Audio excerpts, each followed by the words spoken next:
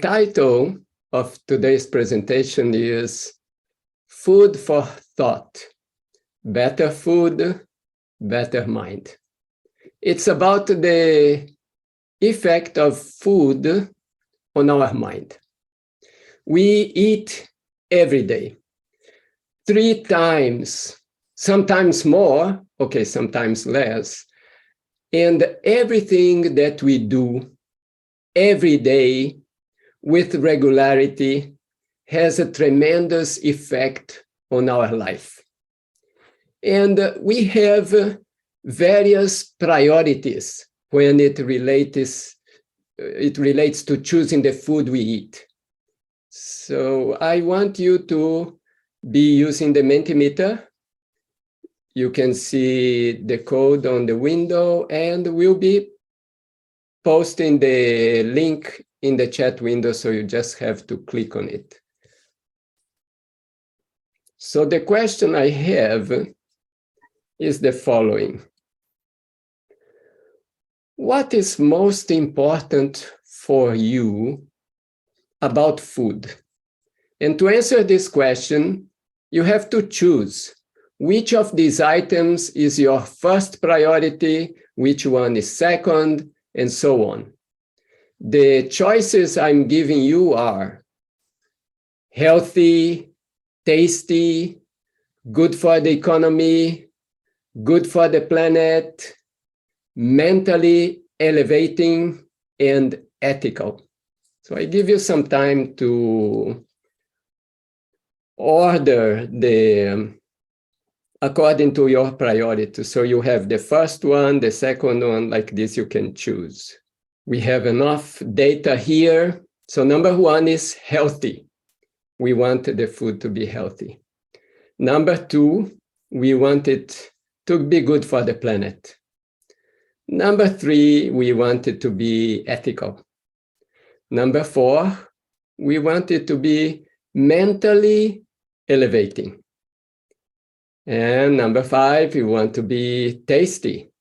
And number 6, we want it to be good for the economy. All right, okay. So I think that there is a lot of material and research available regarding healthy food. Also regarding tasty food, or food that is good for the planet, or food that is good for the economy.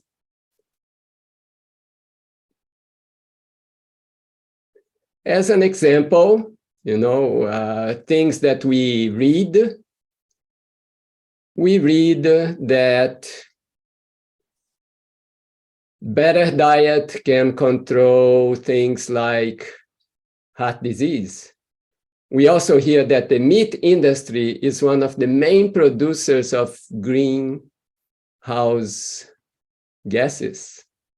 And we also hear that the meat industry is a big cause of deforestation. And in the end, animals are my friends, and I don't eat my friends. Okay, so my presentation today will be about food that is good for the mind. Because I think that there is not much about it. We don't find much about it in the internet or out there in the books. So I want to talk a little bit about that. So the food is good for the mind, and consequently, it is good for the soul or consciousness or spirit. It's elevating.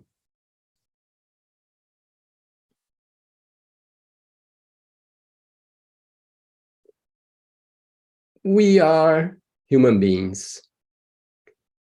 We have a human structure, which has a body, a mind, and hidden here, a soul. The soul, okay, we easily perceive the body and mind but the soul is somehow hidden, and we don't always perceive it. But let's see more about this. The body is made of atoms, molecules, something tangible, something physical. We basically can observe it. But the mind is subtle. In yoga, we say that the mind is made of ectoplasm. Ectoplasm is also a substance, but it's a subtle substance. And then hidden there, we have the soul. And the soul, in yoga, we say it is made of consciousness. It's like a spiritual substance, mental substance, physical substance. So that our body, our mind, our soul are made of all different substance. And the difference between these substances is that atoms, everything that's physical is more dense, and mind is more subtle, and soul is more subtle still, is the subtlest, is the soul.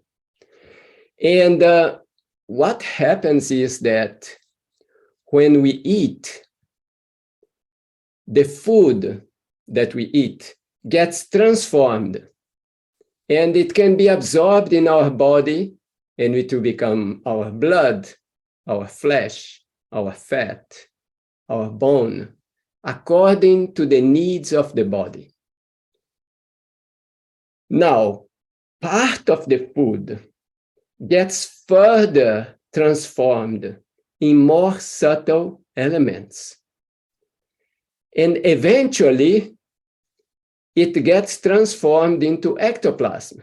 So it is the food we eat that is first transformed into the physical substances that we need in our body, and then into the mental substance, which is the ectoplasm. And then what happened? According to our mental activity, we'll need more ectoplasm or less ectoplasm. So the mind will be built also according to the need. And then when we meditate, what happens? That ectoplasm gets transformed into consciousness, and we become a more awakened spiritually. We become a more aware person. So consciousness is the subtlest, and atoms are the most dense, or the physical is most dense. So the soul is subtle, the body is dense, and the mind is in between.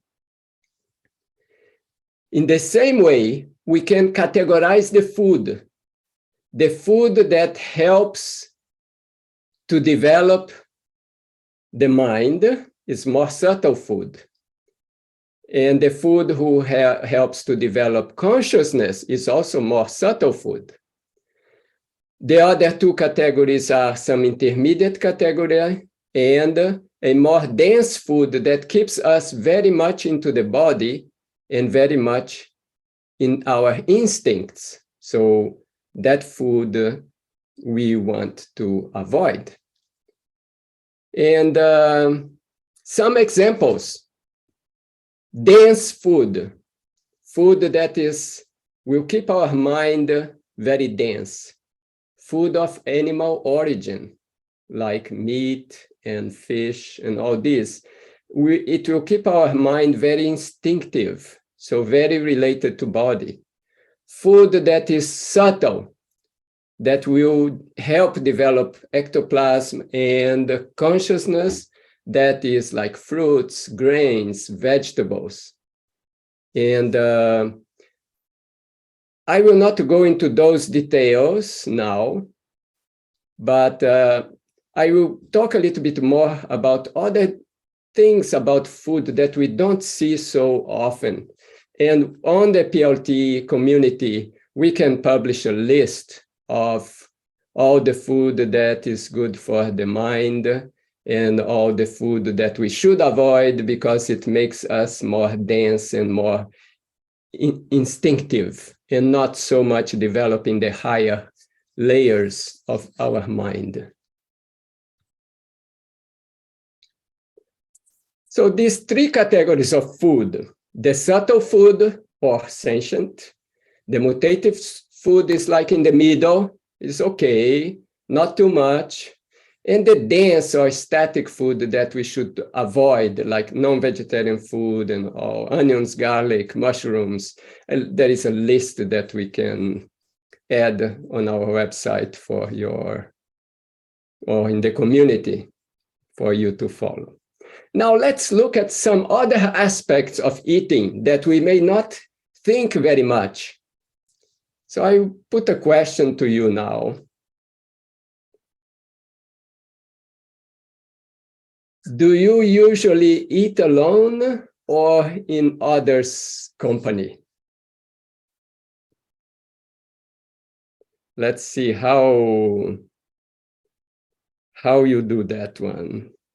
Okay, we are tight there, 222, okay, increasing. Okay, so why do I bring this question? Because it is better when we eat in company.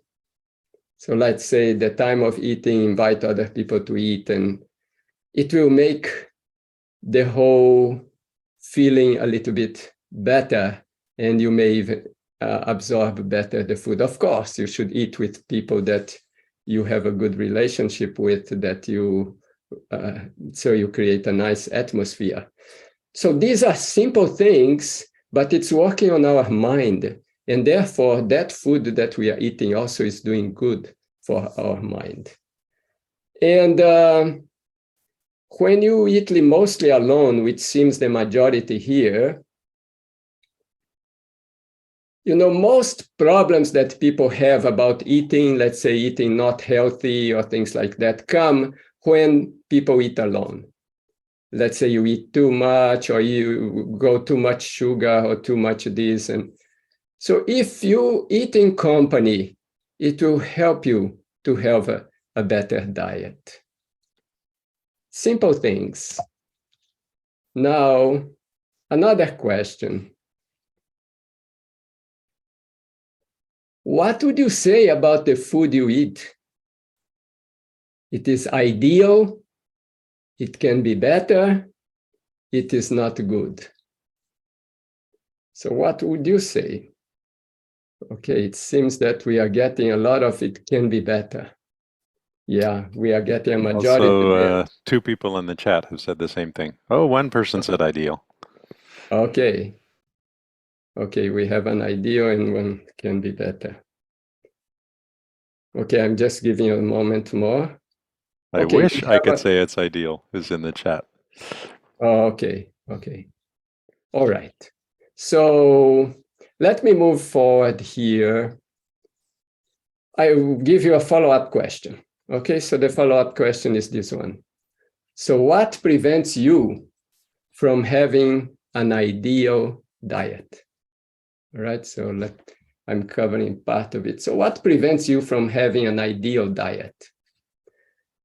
And this is an open question. It means you can type the answer. I give you more time because this one you have to write. Okay. Oh, somebody put also the economic. Yeah, all right. So let me look at that. What prevents you from having an ideal diet? I will start from the left, the me. Yes, okay, me. Yeah, that's always happens. My daily work. Adjusting with others. Yes, sometimes we are in company and we cannot be too strict, and then we adjust a little bit. The cost or the price. Then lack of knowledge and cravings. Okay, that's this one. Lack of knowledge. Okay, 2 times lack of knowledge. All right, we will be talking more about food, about dieting. In fact, we have some area in our community for that. People I share with do not have the same values. Culture I live in, habit. Okay, similar to this one, adjusting with others. It seems to be an important point. And my family, that's also related. These 3 are related. And let me move here. Time, money, and health issues. Old habits that I cannot seem to break from, all right? Stress that generates cravings, lack of time, that generates indiscipline, or vice versa. Okay, there are some trends in our replies here. And there is much more here. It would be ideal for me if I had a clearer notion of what kind of production came forth. Also, a little bit less sugar, a little bit less dairy. Then lazy to prepare healthy diet and not able to spend time. Time also, time to spend in the kitchen, the Spanish one, el tiempo porque hay que estar mucho tiempo en la cocina. And here, usually we have friends and colleagues with whom we go out to eat sometimes. So that's another trend. Our company and time, money, cravings, being lazy, want convenience, food stuff that are abundantly available and not create pressure on environment. Again, here, people around me, el tiempo means time.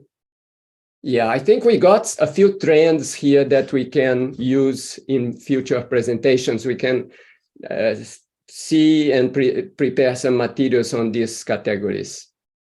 Okay.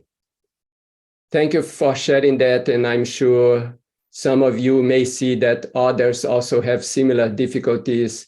Maybe in the community, we can start a dialogue and see how we can solve these problems.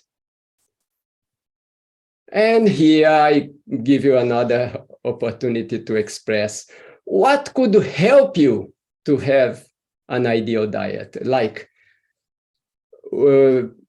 could include also what we could do in our community to help you, or what other factors could help you. And that you can really put some practical things that could be implemented. And we have some coming up also. Easy recipes and a checklist, more recipes. Yeah, we are getting some trend here. And in the chat, people are telling about the company. Yeah. Oh, money. Yeah, sometimes to eat better, maybe we have to spend a little bit more. All right, explanation of how to use substitutes for garlic and onion. Okay, we work. A chef. All right, we need a chef to be guiding us. Sustainable agriculture. All right. It could have more time to, if I could have more time to prepare meals. Yeah, I was talking to one person the other day, and she is a very good cook, and she wants to make a book for people who meditate, that they can meditate and cook, and by the time they finish meditation, the food is ready, something like that. Anyway. Sharing recipes, a group, summertime, so the garden is more productive. Resources for food to eat and timings to eat, recipes for alternative of each food which we should not consume. Good recipe and tasty, all right? That's the challenge, how to make good and tasty at the same time. It's a big challenge. All right. Okay, so now I think, let's see, I will give you one more question. And okay, that is here, okay, there is something more, organic and least cost. All right, yeah, organics. Oh, there is more here. The more I meditate, the more organized I get at using time, the better I eat. Great. So it means meditation is the inspiration or the motivation. or in the capacity to control our diet. More information, theoretical and practical, more practical tips, more space to talk about our challenges, to listen and be heard. Okay, we can always contact people in the community through private chat or collective chat, or even in the feed, and exchange these ideas. We'll post something about food more often. All right. There's a Spanish comment in the chat of ser más conscientes. To be more aware. conscious. Be more conscious, yeah. Right, okay, all right, great. And somebody saying, good healthy food has to be tasted too. Yes, you're right. Okay, so one more question here. This question, more related to today. It's like I'm questioning you. How can what you eat affect your mental and spiritual development? So this is a little bit a question about what I talked today. How can what you eat affect your mental and spiritual development? Is it not two different things? You have your physical body here and your mind. Why what you eat will affect your mind? Or why what you eat will affect your spiritual development? You can just do some spiritual practice, pray, and why the food will affect that. So I want you to express something from you. So you need to prepare the body, and food is a key element. Yes, like food is the raw material for the whole structure. You know, what you eat, what you drink is building your human structure. And mind becomes matter and vice versa. Right, okay, so from the matter, which is the food, the mind comes. Help the mind not be either too active or too muddy, be just right, like Goldilocks and the Three Bears. Okay, that was a nice one. The brain and food need proper nutrition to feel best. Food affects our body, then our mind, and finally our soul. Mind is purified by diet, food. La comida tamásica me impide meditar, means tamasic food or static food, dense food, prevents me from meditating. Mind becomes matter, and okay, that one I talked about. And this is what we talked today, that food affects body, then mind, and finally our soul. And speed up my mind like coffee or the other way around, make me more lazy and tired. It gets in the way of spiritual practice and life in general, right? Our body is made up of 5 fundamental factors. Okay, those factors come from the food we eat. As per my knowledge, meats, for example, make us more angry, right? More angry in nature. Food has an important role in shaping our personality and our reactions, right? Okay. You are what you eat, right? Food is thy medicine, and for me, everything is interdependent. Yes. Yes, according to what you eat has a tremendous effect on your health. Food can heal the vessel, which allows a more balanced awareness for spiritual practice. Yes. Okay, beer brought to my mind some angry thought. All right, yes. And wine makes me cry. Okay. All right. Okay. All right. Okay, I think we went through a lot here. And I think that we have very good input from you, and also suggestions about how we can put more things about food in the community, but we want you to join more and participate in those discussions. Okay. And I think now I want to give you, oh, okay, we have some more here, so let's see. Being led by more more by my intuition, what to eat and what feels good in mind and body, not be influenced by outside sources. Okay.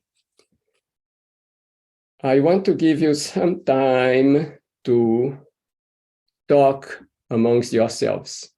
So I will give you time for a breakout room discussion, but I'm going to give you a topic to discuss, and this topic is like this. I want to tap on your creativity. Suppose you are organizing a campaign to encourage people to improve their diet or to become vegetarian. What would be the title or the tagline for your campaign? Or if you want to give more details about the campaign, you can do it. So this is the topic for the breakout room discussion. The Mentimeter is open if you want to type there some feedback. The chat window is there. And if you want to talk, you can just put your hand up on the reactions, and we see you because you come to the top of our screen, and then we give you the opportunity to share. And we'll be looking at the Menti here. So we have 3 things came up already. Let's see, one is the title for my campaign. You are what you eat. The other one, this one, love all living things. Then here is some strategy. Invite people over for a meal. And here there is another one. Better you eat, better you behave. And oh, here is another one. Take less, give it a try. Don't be green, go green. Next, food for conscious. Okay. How to eat food for less money. Live without medicine. Oh, here's a good suggestion. Hacer una escuela vegetariana para chef. Ayudará a tener ofrecimientos sutiles. It means to make a school for chefs, a vegetarian school for chefs. So that will help more offers. Subtle offers means we'll have more vegetarian chefs and therefore more vegetarian food. And here is eat for success on all levels. Share by words also. Okay, here I see. Yeah. I've been Master cutting chef. and pasting from the chat Oh, into okay, Menti. yes. All right. Okay. If good. I can keep up. All right. Okay. So, okay, we have some time here for sharing. Oh, here we have a Master Chef Satvik. That's the title of the. Then we have here, Experimente e liberte-se. Give it a try and break free. Okay, one more here. Eat your way to health. Body, mind, spirit. I like that one. Yeah, that's anything on the chat? No. Anybody talking? Nobody. Dada, I can talk. Yes, go ahead. We had a really good discussion. We had kind of two different spectrums. I mean, two people it was kind of a wide spectrum. So we had one person from, I think, from Bangladesh, and where there is much more of a vegetarian diet there. And then we had others that were struggling because of lack of resources and health issues.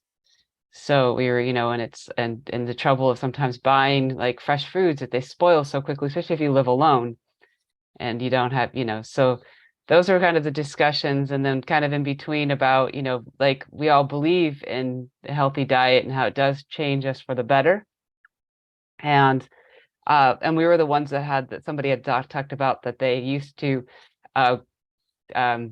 create a big meal and invite people over. And I think that was a great idea, a great suggestion, not only for the meal, but just the community. And like you were saying, eating together, how much that benefits that brings. So yeah, it was a good discussion. I think we were really trying to resolve some steps that we could all take and look at the practical and sometimes the things, the challenges that people face. So yeah, thank you. Nice. Thank you. Anybody else there? Microphone open. I'll just share, as Chris Prima mentioned, that in parts of the world it's easier to be a vegetarian than in others because of the culture. Yeah. When I go back home to visit my mother, it's really hard to eat vegetarian. It just doesn't. At least when you're in a restaurant, it's hard to find that as an option. Yeah, right. It's true, you know. Environment helps. Now we are a little bit fighting against the current, but today I see much more vegetarianism than when I became vegetarian so many years ago. All right. And today also I see a lot of concern for health, a lot of concern for the planet. So things are changing.